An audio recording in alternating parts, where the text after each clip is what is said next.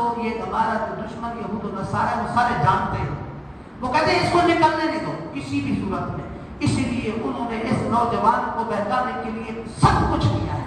اور سب سے زیادہ جو انویسٹ کیا ہے وہ کس چیز پہ کہ اس نوجوان کو اسلام سے کسی نہ کسی طریقے سے دور کرتے ہیں.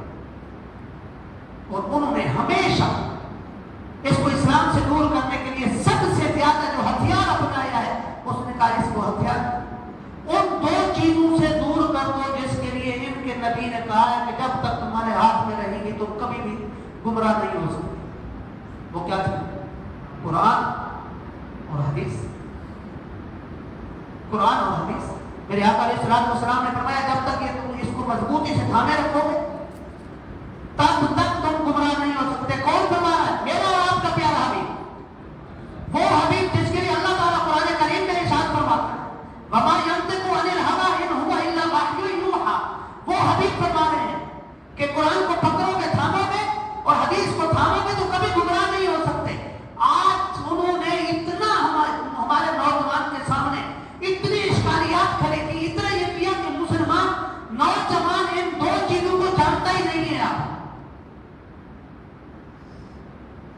ہم سب مسلمان ہیں نا, اللہ کے فضل و کرم سے رسول اللہ سے محبت کرنے والے ہیں. ایسے ہی ہے نا, نوجوان بیٹھے 20 سال سے اوپر کے بیٹھے ہوئے تقریباً زیادہ سے زیادہ کتنے ہیں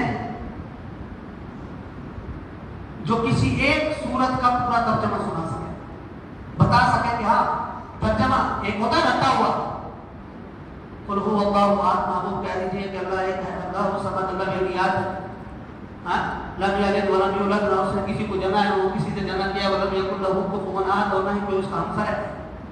رٹا ہوا طوطا نہیں, اس کو پتا ہو قل کا معنی کیا ہے, ہوا کا معنی کیا ہے, اللہ کا معنی کیا ہے, احد کا معنی کیا ہے, اللہ کا معنی کیا ہے, الصمد کا معنی کیا ہے. یہ کیا ہے؟ بار بار کے رکھ رہا ہے. اگر مارپا ہوگا پراپر ہوگا یا کامن ہوگا, اگر پراپر ہے تو اس کا معنی کیا ہوگا, کامن ہوگا تو اس کا معنی کیا ہوگا.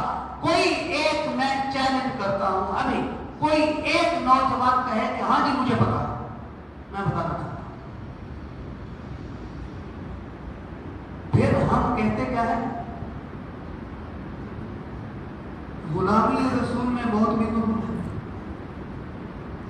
یہ کون سی غلامی ہے بھائی؟ نوجوانوں سے مخاطب ہوا اپنے بھائیوں سے, یہ کون سی غلامی ہے, یہ کون سی محبت ہے؟ حبیب تو فرما گئے ان دونوں کو پکڑو گے, میں وعدہ کرتا ہوں تم کبھی گمراہ نہیں ہو سکتے. اور وہی محبت کرنے والا وہ نکل کر سب کچھ کر سکتا ہے, مگر اس کو یہ پتا نہیں ہے قرآن کی اس آیت کا مطلب کیا ہے, اس کا ترجمہ کیا ہے, اس کا معنی کیا ہے, اس کو میں پڑھوں گا تو کس سے, ہم کیا کرتے ہیں. پھر میں ہمیشہ اپنے لیکچر کے اندر کلاسز کے اندر یہ کہتا ہوں, کسی ایک آیت کو اٹھائیے. آج تک بہت آسان ہو گیا, یہ بہت آسان ہو گیا, یہ ایپس آ گئی ہیں ٹرانسلیشن کی, قرآن کریم کے ٹرانسلیشن کی ایپس آ گئی ہیں. وہ کیا نام ہے, چھپا والی ایپ 365 ہے, 360 ہے, اسلام 360, یہ بھی موجود ہے. اس کے علاوہ اور بھی بہت ساری موجود ہیں ایپس جو میں سوال اٹھانا چاہ رہا ہوں.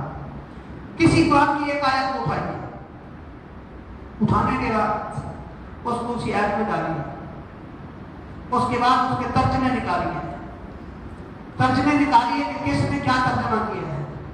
اردو کے ترجمے تقریباً 20 سے زیادہ ترجمے ہیں.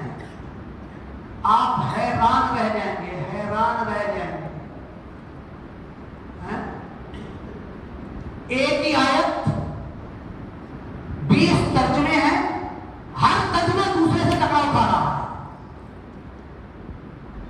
ہر ترجمہ دوسرے سے ٹکراؤ کھا رہا ہے. آیت ایک ہے, ترجمے 20 ہیں. وجہ کیا ہے؟ وجہ یہ ہے انہوں نے جیسا بھی چاہا مجھے اور آپ کو, ہمارے نوجوان کو یوز کیا. ہمارا نوجوان اس نے کبھی کوشش نہیں کی ہے اس کو سمجھنے کی. اس نے کیا کیا, جس کے ہاتھ میں جو بھی آ گیا, میں آیا, میں نے بتایا بھائی یہ پڑھ لو. انہوں نے کہا کہ ہاں جی مولانا صاحب آئے تھے, انہوں نے بتایا تھا یہ پڑھنا ہے تو یہ پڑھ لو بس. اب اس نے پڑھا, دوسرے نے کہا کہ یہ پڑھ لو, یہ پڑھ لو, یہ پڑھ.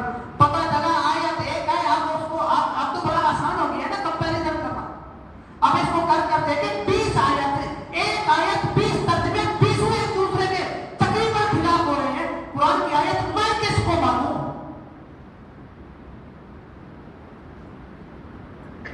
मुसलमान में एक आदमी वो जो उर्दू जानता है। मैं कुरान करीम को समझना चाहता हूँ, मैं पढ़ना चाहता हूँ, मैं एक अनपढ़ आदमी मिसाल के तौर पर मैं जानना चाहता हूँ कि इस कुरान की आयत का मतलब क्या है।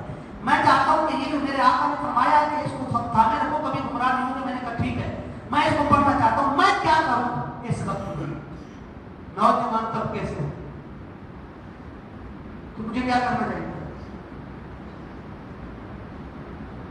मुझे कुरान को सही समझना चाहिए। कुरान को सही समझने के लिए अभी मिसाल के तौर पर आप सब के साथ बैठे, अगर कोई आ जाए कि आइंस्टाइन का एक फार्मूला है, शेक्सपियर का जो नॉवेल है, अब मिसाल दे रहा हूं, शेक्सपियर का नॉवेल है, उसके सामने उसने कहा कि इसको पढ़िए। एक आदमी एबीसीडी नहीं जानता, उसने इंग्लिश पढ़ी नहीं है, शेक्सपियर का नॉवेल लेके बैठा हुआ है, सामने वाला उसको पहली फुर्सत में कहता तो पागल हो गया। क्यों भाई, क्या इसके ऊपर लिखा हुआ तो मैं नहीं पढ़ सकता? उसने कहा नहीं, लिखा हुआ नहीं है, मगर इसको पढ़ने से पहले तुझे पहले लैंग्वेज सीखनी पड़ेगी है, ताकि तुझे पता चल सके ये कहना क्या चाह रहा है, तुझे पता हो कि ये कहना क्या चाह रहा है, तभी तो तू समझेगा ये कितना बड़ा नॉलेज था। इसलिए क्या कुछ लिखा है। हम जब दुनियादारी में आते हैं तो इतना ये करते हैं, जब कुरान की बारी आती है तो हम क्या करते हैं, जिसने भी टोपी लगा ली उसके पीछे चलते हैं। हमें किसी ने कहा ये तर्जुमा पढ़ लो, हमने पढ़ ली। तो इसके लिए सबसे पहले याद रखिए, अगर आपको उस कुरान की जुबान नहीं है कि मैं सही बता रहा हूं, उसके अलावा आप कभी भी कुरान हदीस को नहीं समझ सकते।